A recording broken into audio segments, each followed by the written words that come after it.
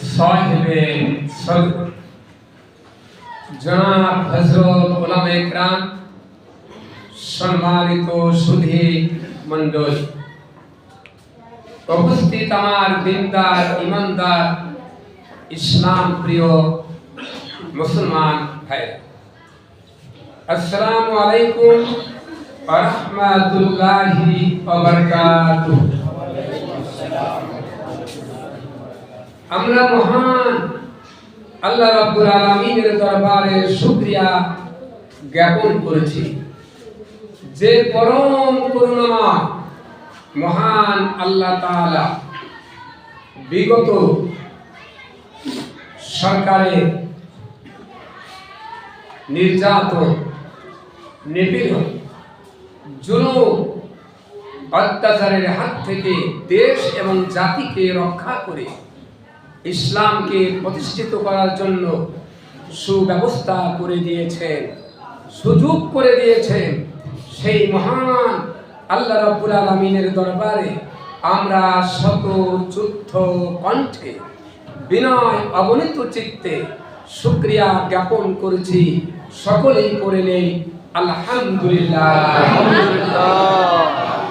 বন্ধুগণ, আল্লাহ রাব্বুল আলামিন এই সুযোগটা করে দেওয়ার জন্য আমরা প্রশংসা আদায় করে নিলাম, ঠিক কিনা? 16.5 বছর আমরা কি ভেবেছিলাম যে এইভাবে উন্মুক্ত জায়গা প্রকাশ্যে আমরা দ্বীনি কোরআনের আলোচনা করার জন্য সুযোগ পাবো? ভেবেছিলাম কি? কখনোই না। আবাবিল পাখির মতো ঝাঁকে ঝাঁকে ছাত্র সমাজের আন্দোলনকে ত্বরান্বিত করে আল্লাহ পাক তার মতো সাহায্য যোগাইয়ে জালিম সরকারকে দুর্বৃত্ত করে আমাদেরকে সুযোগ করে দিয়েছেন, দ্বিতীয়বারের মতো দেশকে স্বাধীন করে দিয়েছেন। জোরে বলেন ঠিক কিনা? এ দেশ এবং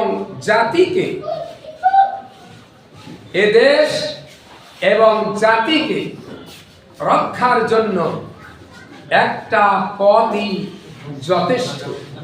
জোরে বলেন কয়টি পথ? দেশ এবং জাতিকে রক্ষার জন্য একটা পথই যথেষ্ট। সে পথটা কি? আপনারা অনেকে জ্যামিতি পড়েছেন। 2 বিন্দুর মাঝে সরলরেখা হয় একটি। এখন এর থেকে বেশি রেখা কেউ টেনে নিয়ে দ্বিতীয় বিন্দুর কাছে যাওয়ার চেষ্টা করে, কিয়ামত পর্যন্ত সোজা অবস্থা যেতে পারবে কি? মোটেও না। মানুষ সৃষ্টি হলো এক বিন্দু, স্রষ্টা হলো আরেকটা বিন্দু। এই 2 বিন্দুর মাঝে সরলরেখা আল্লাহ নিজে টানিয়েছেন। সেটার নাম কি? ইসলাম। তার নাম কি? ইসলাম। ইন্নাদ দীনা ইনদাল্লাহিল ইসলাম। আল্লাহ পাক বলেন, আমার কাছে মনোনীত ধর্ম ইসলাম। এই ইসলামকে প্রতিষ্ঠিত করার জন্য যুগে যুগে অগণিত নবী পয়গাম্বার রক্ত দিয়েছে, সাহাবা কেরামরা জীবন দিয়েছে। জোরে বলেন ঠিক কিনা? কেমনে দিলেন? ঈমান যখন মজবুত হয়ে যায়, ঈমানের কারণে তারা জীবন দিতে এক মুহূর্ত দেরি করেন না। ঈমান মানুষকে দুর্জয় সাহসী বানায়। কি করে? ঈমান মানুষকে দুর্জয় সাহসী বানায়। মৃত্যুকে সে পরোয়া করে না। ভয় করে কাকে? আল্লাহ। এদিকে লক্ষ্য করে। ভয় করে কাকে? আল্লাহ। হাসির মঞ্চে দাঁড়িয়ে বিজয়ের হাসি হাসি।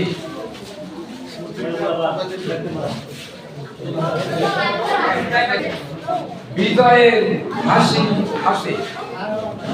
সে জানে যে ফাঁসি আমার জন্য আল্লাহর তরফ থেকে যদি বরাদ্দ হয়ে থাকে তাহলে হবে, নইলে আমাকে কেউ ফাঁসি দিতে পারবে না। মিশরের শহীদ সাইয়েদ কুতুব রাহমাতুল্লাহ আলাইহি লাউয়াল্লাহু মারকাদাহু ওয়াজালাল জান্নাতা মাসওয়াহু, আল্লাহ পাক তেনাকে জান্নাতের মেহমান বানিয়ে নিন, আমিন।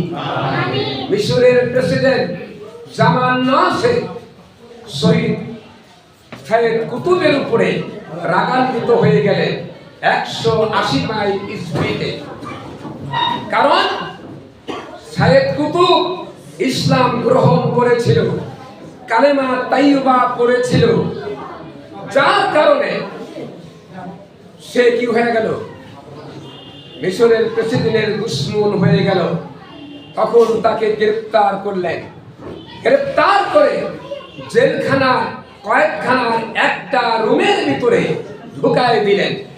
কিছুক্ষণ পর একটা পাগলা কুকুরকে, ক্ষুধার্ত পাগলা কুকুরকে ঢুকায় দিলেন। অনেকক্ষণ পর একজনকে বললেন, যাও দেখে আসো রুমের ভিতরে একটা কুকুর আর একটা কুকুরের সাথে কি ব্যবহার করে। নাউজুবিল্লাহ। জামাল নাসেরের সেই লোকটি দৌড়ে চলে গেল রুমের ভিতরে। রুমের ভিতরে দৃশ্য দেখে সে বাহিরে এসে বলল, যাবো না, আমি রুমের ভিতরে দেখে আসলাম সাইয়েদ কুতুব নামাজের ভিতরে সেজদা পড়ে আছে, আর পাগলা কুকুরটা তার পাশে বসে পাহারা দিচ্ছে। সুবহানাল্লাহ। ইমানদারেরা, মুত্তাকিনরা, সত্যিকারের মুসলমান মৃত্যুকে সে পরোয়া করে না। বলেছিল তার কাছে ক্ষমা চাইতে, তিনি বলেছিলেন মজলুমকে ক্ষমা চাইতে হবে জালিমের কাছে। আজ থেকে হাসি গ্রহণ করে আমি বিজয়ের হাসি ফুটে আমি আল্লাহ রাব্বুল আলামিনের সামনে দাঁড়াতে চাই।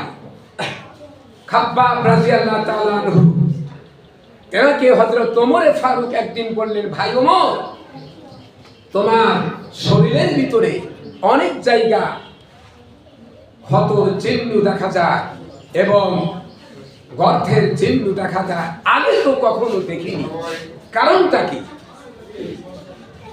হযরতে খাব্বাব বললেন, ভাই ওমর, আমি ইসলাম গ্রহণ করার কারণে ওই জালেমরা আমার উপর অত্যাচার করেছিল। আমি যখন কালিমা ছেড়ে দেই নাই, তখন ওরা আমার উপরে আমাকে আগুন জ্বালায়া আংটা আগুনের উপরে আমাকে চিপ করে শোয়াই দিয়েছে। আমি যাতে করে নড়াচড়া করতে না পারি সেজন্য বড় বড় পাথর আমার বুকের উপর চাপা দিয়ে ওরা রেখেছিল, যার কারণে আগুনে গোশত পুড়ে পুড়ে আগুনগুলি শরীরের গোশতের ভিতরে ঢুকে গিয়েছিল। এই চিহ্ন আর রক্ত আর চর্বি পুড়ে পুড়ে আগুন নিভাবার উপক্রম হয়েছিল। তাহলে এই কথা আমরা বুঝতে পারি যে এত কষ্ট দেওয়ার কারণ হলো কালেমা দাওয়াত দিয়েছিল। কালেমা পড়ার অপরাধে, ইসলাম গ্রহণ করার অপরাধে তাদের উপর নির্যাতন রোলার চালিয়েছিল। জোরে বলেন ঠিক কিনা? আমরা দেখি সর্বপ্রথম বাধা দিয়েছিল কালেমার দাওয়াতকে রাষ্ট্র শক্তি। কোন শক্তি? রাষ্ট্র শক্তি বাধা দিয়েছিল। সংক্ষিপ্ত সময় বেশি আলোচনা করা যাবে না। রাষ্ট্র শক্তি, আল্লাহ পাক সেই রাষ্ট্র শক্তিকে হেদায়েতের জন্য পাঠাই দিলেন কাকে? হযরতে ফেরাউনের কাছে মূসা আলাইহিস সালামকে।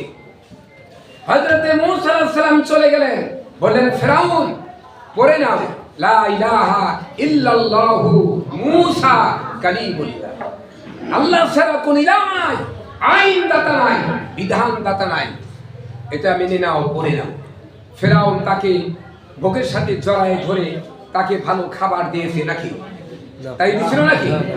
ফেরাউন বলল, এত বড় আসপারদা তোমার, আমি তো খোদা, আর আমার সামনে দাঁড়িয়ে আরেকটা খোদার দাওয়াত দিচ্ছ। তুমি জানো আমি কি করতে পারি? আমি তোমাকে অ্যারেস্ট করব। হযরতে মূসা আলাইহিস সালাম অস্থির হয়ে গেলেন। এমন সময় আল্লাহ পাক হযরতে মূসা আলাইহিস সালামকে বললেন, হে মূসা, তোমার হাতে ওটা কি?